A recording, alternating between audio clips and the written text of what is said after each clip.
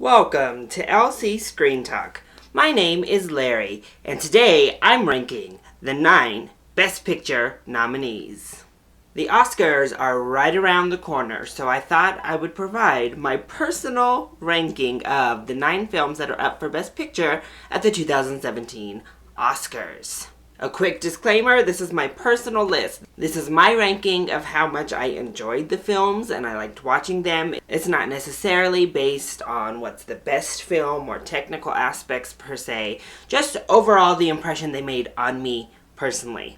This also is not a prediction of who I think is going to win Best Picture or any sort of prediction for Oscar time. With all that said, let's go ahead and jump in with number 9.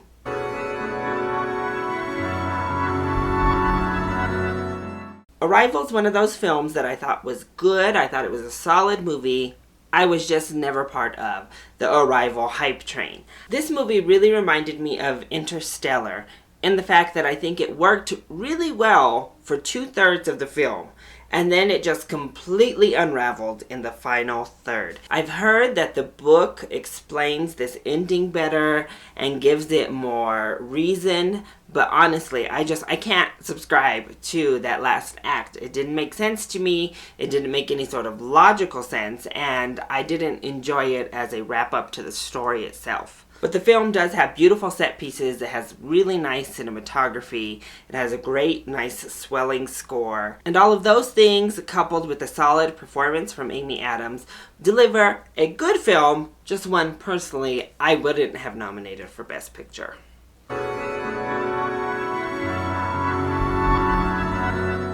Manchester by the Sea is the other film that everyone else seems to simply adore that I thought was just good. And the main reason for that actually is pretty identifiable. It's the fact that I just didn't feel it. I didn't connect to, especially the son in this film, almost at all. I think there's one good scene of emotion when it comes to connecting the son to his father's passing that happens in the kitchen at night with a frozen chicken. That was really impactful. But other than that, I really didn't feel anything with the son other than like being a horny teenager. So it was really hard for me to connect to the film overall because the son had such a disconnect in general. And then we moved to Casey Affleck's character, who I thought did a really good job and I thought was a much more complex, much more layered of a character. But he always has the audience and all the characters in the film at arm's length, so it just becomes hard to connect overall for me personally. With that being said, it has an amazing script. It has stellar acting performances across the board. And I do think it was a really solid movie. I enjoyed watching it. I'm glad I've seen it. I just didn't connect to it as much as everyone else seemed to.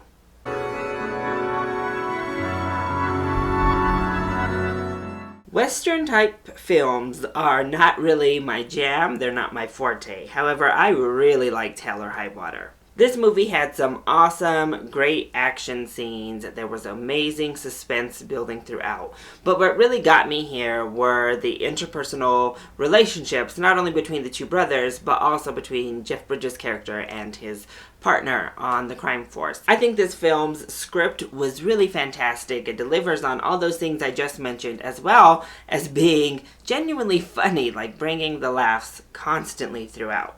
Ultimately, though, Hell or High Water, it's kind of a been there, done that type of feeling for me. It feels like a lot of films I've seen in the past. It feels like a lot of Western or cowboy style flicks that I've seen in the past, outlaws.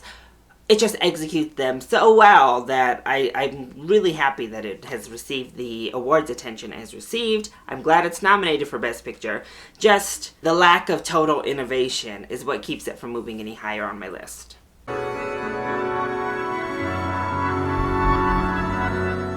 Fences was a really good movie.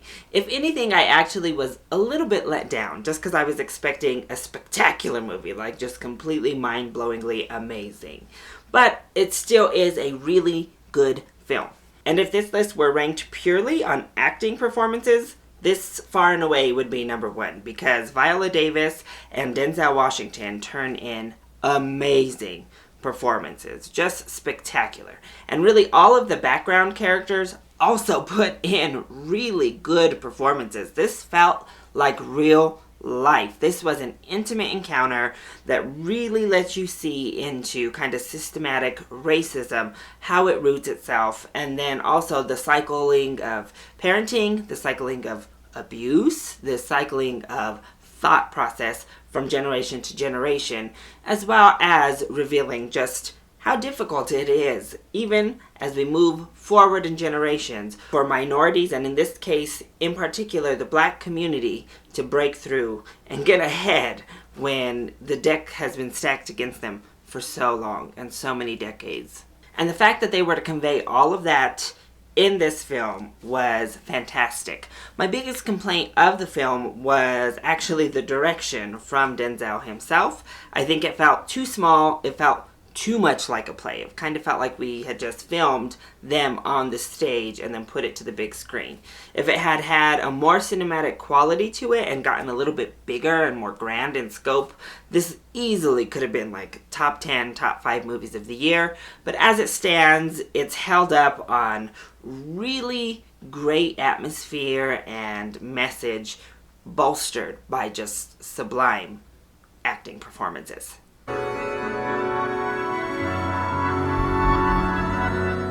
Mel Gibson returned in spectacular fashion with Hacksaw Ridge. This is a visceral and emotional film that is executed so well. As we know, Mel Gibson is never one to shy away from gore and extreme violence, and that fact definitely rings true here in Hacksaw Ridge because these war scenes were so gruesome. But yet this was unlike any war movie I have ever watched, simply because the message is that of nonviolence. The message is that of serving your country in more ways than one. It's a message of acceptance and not judging people based on one of the identities that they hold. And I think all of those were underlying messages that were depicted so well in this film. I also think the acting performances were great. I think the score was really good. All of the sound editing, sound mixing, film editing, all of that was just flawlessly done. I really think Hacksaw Ridge was a pretty fantastic film. The only thing that keeps it literally dead smack in the middle of my list is that I just enjoyed the 4 films above it more. I left more impacted leaving the top 4 than I did with Hacksaw Ridge, but honestly, there's not much to dislike about this one.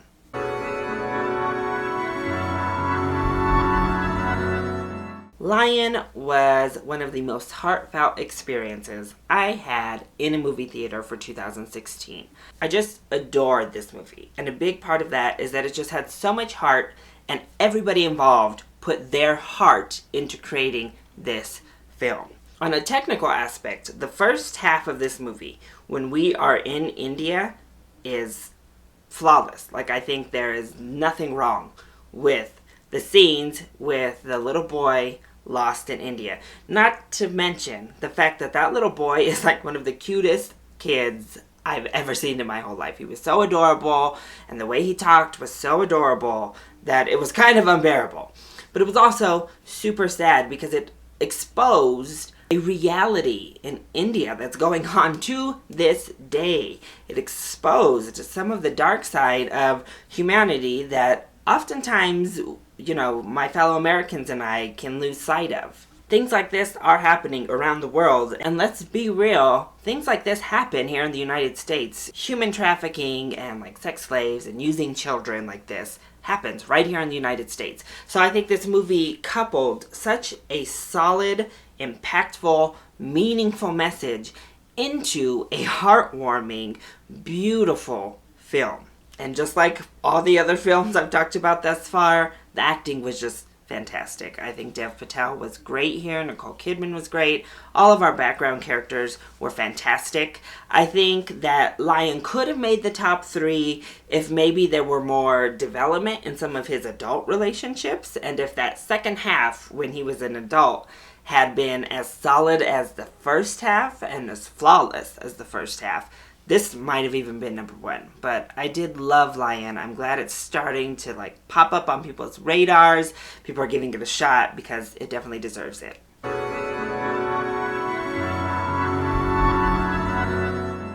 I literally smiled from the very beginning all the way through to the end credits watching Hidden Figures. First of all, the cultural necessity of this film is so strong that I would have been completely devastated if this movie hadn't been amazing. To have a film made about not only women, but black women in the fields of engineering and science and mathematics succeeding, and then have it be a true story, is so needed. And I don't know that it could have actually come at a better time. And when it comes down to the film itself, I think it's amazing. It is a feel-good film.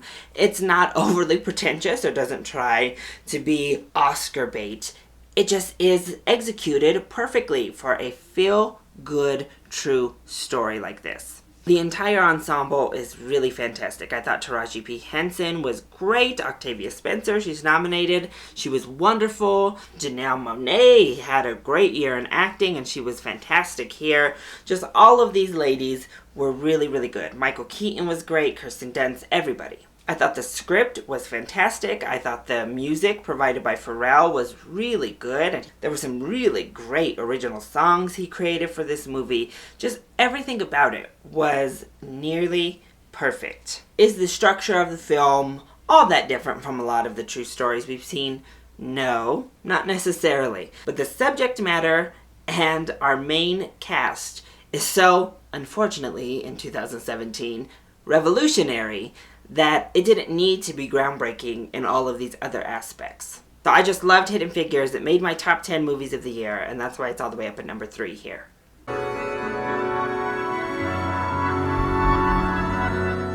La La Land was a completely captivating theater experience for me. I have to say, upon reevaluation of the film, I definitely see the seams, I definitely see the problems and the faults with this movie, but how it perfectly captured kind of the essence of me as a human being in a film is still so powerful, and it's such a strong connection that I've created with this movie that it's still made its way all the way up to number 2.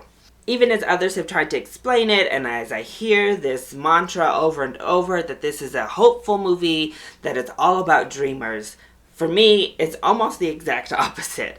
And I don't think it's necessarily this big hurrah for dreamers. It's this wonderful, hopeless, romantic love story that has a very cynical twist. And again, that's kind of me in a nutshell. I think the music in this movie is fantastic. I think that the ending of this film is absolutely flawless, and it still just gives me chills and is probably a main reason that I love this movie as much as I do. I think the acting performances were really solid. The directing was amazing. The cinematography was great.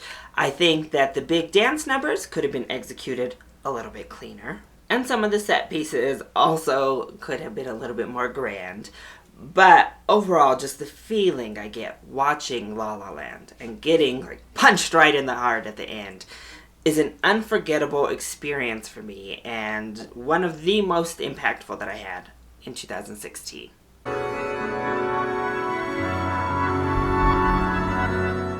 Moonlight is my number 1 pick when it comes to Best Picture nominees on every front. From a pure filmmaking standpoint, I don't think any of the 9 nominees execute filmmaking better than Moonlight. I think that the script is really fantastic. The editing is amazing. The score is great. The acting is mind-blowingly good and realistic. And it all deals with a heavy subject matter.